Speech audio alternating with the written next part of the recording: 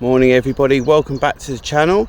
So yesterday we went through this field and gave it its first weeding just to try and disrupt any broadleaf weeds coming through. It's given the crop a fair knock and it was looking quite a lot more forward than this, but as you can see on the ground it was beginning to crack on the surface, so we actually have managed to move quite a lot of stuff around. In the row I can still see the occasional broadleaf weed there, but overall this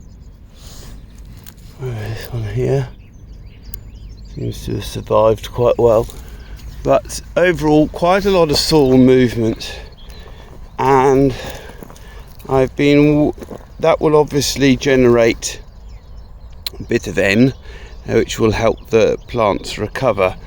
And I was just contemplating whether to come through, see, it's been moving knobbles around like this, whether it to come through and just roll it and try and break up these clods, try and stimulate the wheat to tiller a bit more.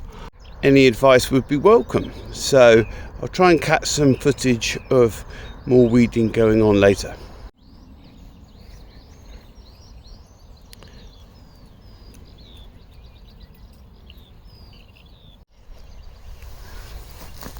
As you can see here, where it's a bit softer, you've got a bit more crumb.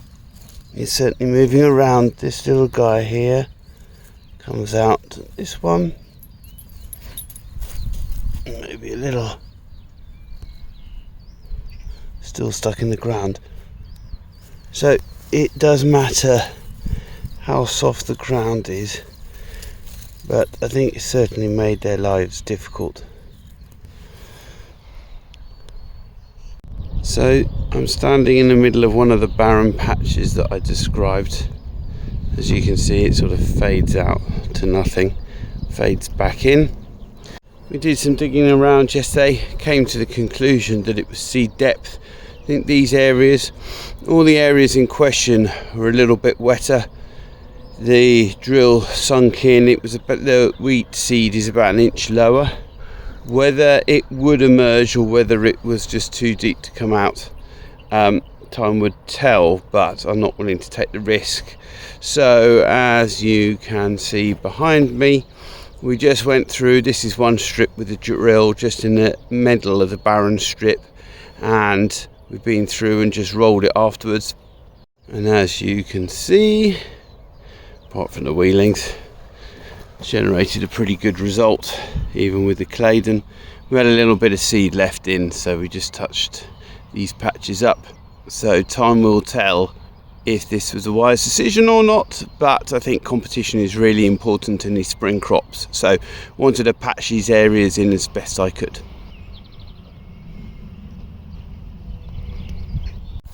Good afternoon everybody. So I'm out in this field of spring wheat. This is regenerative, low input spring wheat, so has very little nitrogen. It'll have hopefully about 60 kilos of foliar N. It's within this low input cereals option, CSS, so it has very limited herbicides. It's got Avadex, and this one's just had its Eagle, which are the two permitted herbicides. Next door it was planted about a month later. It is a bit cleaner than this field is, even though it didn't get its Avadex. Overall, probably say I'm quite disappointed in this field. It was sort of the last field we planted before the March rain started. You can really see signs of compaction. This seems to be on the controlled traffic. We were about a foot or 30 centimeters out, and as a result you can see almost two sets of tram lines, so that's a bit disappointing, but otherwise the improved seed population has really helped. We've definitely got a thicker crop. It's just more variable at the moment.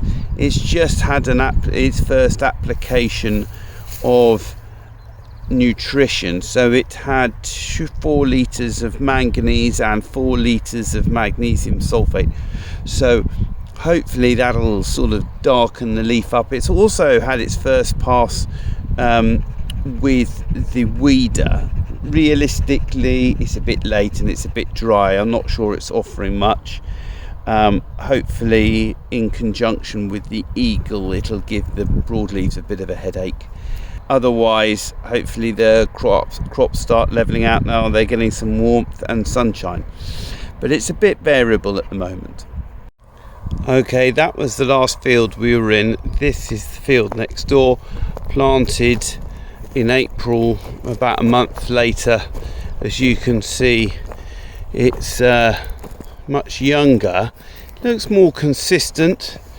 There's still some weeds left in it just there, but it is a bit cleaner, which is what you would expect.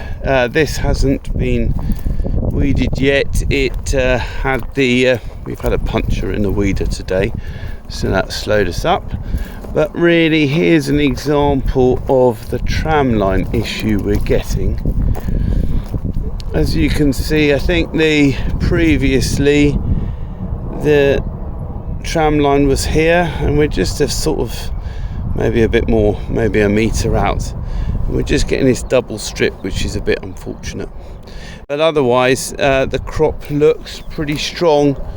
I think, as you can see, it's pretty dry.